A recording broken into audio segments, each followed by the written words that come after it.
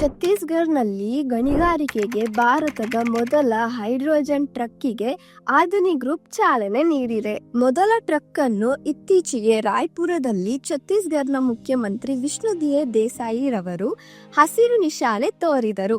ಮತ್ತೆ ಈಗಾಗಲೇ ಗ್ರೇಲ್ ಪಾಮ್ ಕಲ್ಲಿದ್ದಲು ಬಲ್ಕಿನಿಂದ ಸರ್ಕಾರ ನಡೆಸುವ ವಿದ್ಯುತ್ ಸ್ವರಕ್ಕೆ ಕಲ್ಲಿದ್ದಲು ಸಾಗಿಸಲು ಬಳಕೆಯಾಗುತ್ತಿದೆ.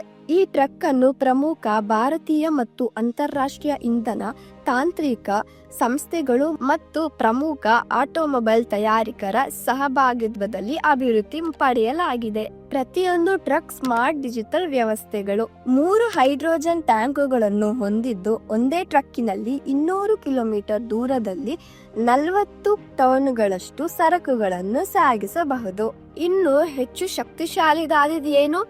ಇದು ಶೂನ್ಯ ಮಾಲಿನ್ಯಕ್ಕೆ ಹೊರಸೂಸುತ್ತದೆ. ಕಪ್ಪು ಹೊಗೆ ಮತ್ತು ಮಾರಕ ಅನಿಲಗಳಿಂದ ನಮ್ಮ ಗಾಳಿಯನ್ನು ತುಂಬಿಸುವ ಡೀಸೆಲ್ ಟ್ರಕ್ಗಳಿಗಿಂತ ಭಿನ್ನವಾಗಿ ಹೈಡ್ರೋಜನ್ ಇಂಧನ ಕೋಶ ಟ್ರಕ್ಗಳು ನೀರಿನ ಹವೆ ಮತ್ತು ಬೆಚ್ಚಗಿನ ಗಾಳಿಯನ್ನು ಮಾತ್ರ ಬಿಡುಗಡೆ ಮಾಡುತ್ತವೆ ಮತ್ತೆ ಅವು ಕಡಿಮೆ ಶಬ್ದಗಳಿಂದ ಚಲಿಸುತ್ತದೆ. ಇದು ಸಾರಿಗೆಯನ್ನು ನಿಶಬ್ದ, ಸ್ವಚ್ಛ ಮತ್ತು ಸುಸ್ಥಿರವಾಗಿರಿಸುತ್ತದೆ. ಕೆಲವೇ ತಿಂಗಳುಗಳ ಹಿಂದೆ ಟಾಟಾ ಮೋಟಾರ್ಸ್ ತನ್ನದೇ ಆದ ಹೈಡ್ರೋಜನ್ ಚಾಲಿತ ಟ್ರಕ್ಗಳನ್ನು ಬಿಡುಗಡೆ ಮಾಡಿತ್ತು.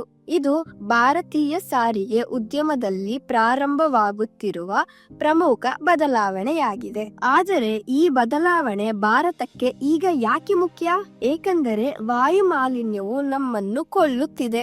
ಭಾರತದಲ್ಲಿನ ಎಲ್ಲ ವಾಹನಗಳಲ್ಲಿ ಟ್ರಕ್ಕುಗಳು ಕೇವಲ 2% ರಷ್ಟಿವೆ. ಆದರೆ ಅವು ವಾಹನಗಳಿಂದ ಉಂಟಾಗುವ ಎಲ್ಲಾ ಮಾಲಿನ್ಯದ 40% ಗಿಂತ ಹೆಚ್ಚು ಕಾರಣವಾಗುತ್ತಿವೆ. ಇದರಿಂದಾಗಿ ಭಾರತವು ಈಗ ವಿಶ್ವದ 20 ಅತ್ಯಂತ ಕಲುಷಿತವಾದ ನಗರಗಳಲ್ಲಿ 14 ನಗರವನ್ನು ದಾಟುತ್ತಿವೆ. ದೆಹಲಿಯಂತ ನಗರಗಳಲ್ಲಿ ವಾಯು ಗುಣಮಟ್ಟ ಸೂಚ್ಯಂಕ AQI ಹೆಚ್ಚಾಗಿ 400ಕ್ಕಿಂತ ಹೆಚ್ಚು ದಾಟಿದೆ.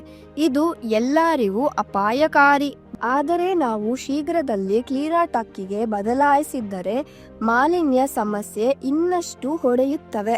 ಆದರಣೀಯ ಡಾಕ್ಟರ್ ವಿನಯ್ ಪ್ರಕಾಶ್ ಹೇಳಿದಂತೆ ಇದು ಸಂರಕ್ಷಕ ಯಾಂತ್ರೀಕೃತಗೊಳಿಸುವಿಕೆ ಮತ್ತೆ ಹಸಿರು ಸಾರಿಗೆಯೊಂದಿಗೆ ಮಾದರಿ ಗಣಿಗಳನ್ನು ನಿರ್ವಹಿಸುವ ದೊಡ್ಡ ಯೋಜನೆ ಭಾಗವಾಗಿದೆ. ಇದು ಕೇವಲ ಒಂದು ಟ್ರಕ್ ಬಗ್ಗೆ ಅಲ್ಲ, ಇದು ಇಡೀ ವ್ಯವಸ್ಥೆಯನ್ನೇ ಬದಲಾಯಿಸುವ ಬಗ್ಗೆ. ಹಾಗಾದರೆ ಈಗ ಪ್ರಶ್ನೆ ಏನೆಂದರೆ, ಅದಾನಿ ಮತ್ತು ಟಾಟಾದಂತಹ ದೊಡ್ಡ ಕಂಪನಿ ಇದನ್ನು ಮಾಡಲು ಸಾಧ್ಯವಿದ್ದರೆ ಭಾರತದ ಉಳಿದ ಭಾಗಗಳು ಇದನ್ನು ಏಕೆ ಅನುಸರಿಸಬಾರದು? ಇದು ಒಂದು ಸಂದೇಶ. ಶುದ್ಧ ಗಾಳಿ, ಸುರಕ್ಷಾ ನಗರಗಳು ಮತ್ತು ಉತ್ತಮ ಭವಿಷ್ಯಕ್ಕಾಗಿ ಭಾರತ ಈಗಲೇ ಬದಲಾಗಬೇಕು. ಧನ್ಯವಾದಗಳು.